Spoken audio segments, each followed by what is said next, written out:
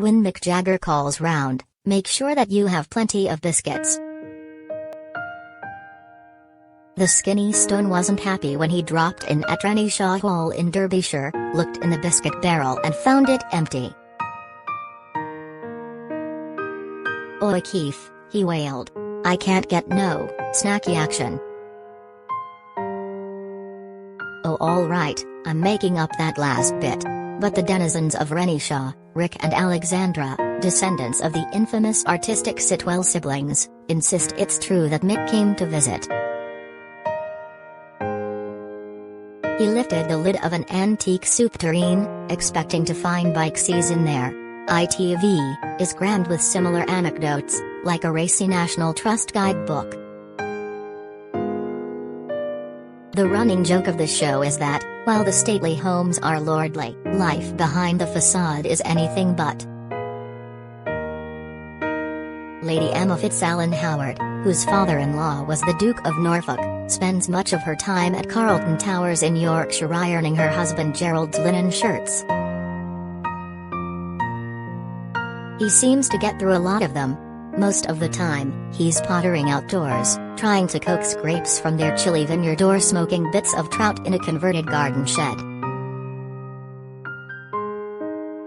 Lord Divar Mountbatten, a cousin of both the Queen and Prince Philip, runs a cafe at his mansion in Devon, Bridwell Park.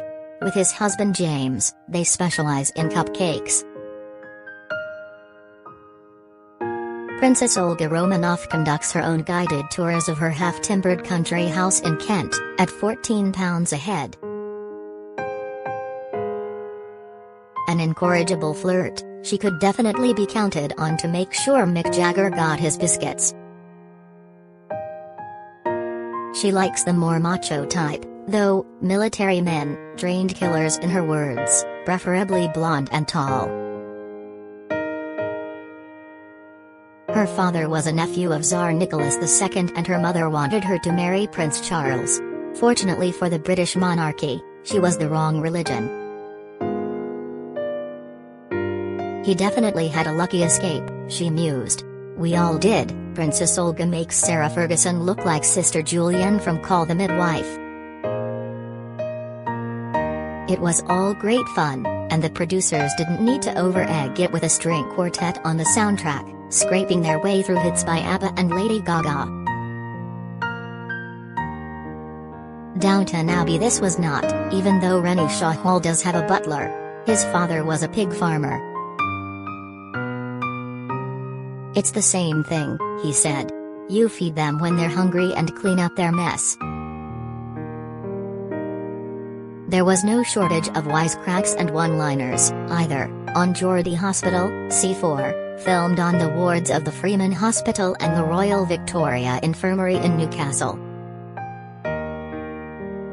"We're a bunch of odd bods, laughing morning, noon and night," declared one surgeon. "They have a sense of humor that is second to none," said another. The nurses were chatting up the man on the fruit stall in the car park and the clinicians were giggling about their diets. It was non-stop fun and games.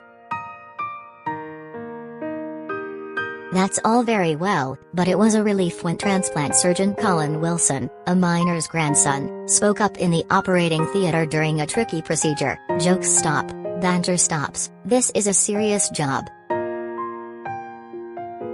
Some of it was very serious indeed. 4-year-old Kit was waiting for a heart transplant.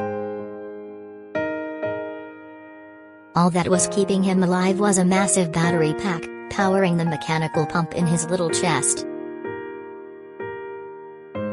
His parents, inevitably, looked strung out. In that situation, light-hearted moments are the only thing that keep you going. Hurrah, then, for Poppy Jingles, the staff welfare hound who was back at work after being unable to come into the hospitals during lockdown. She was furry-luffed,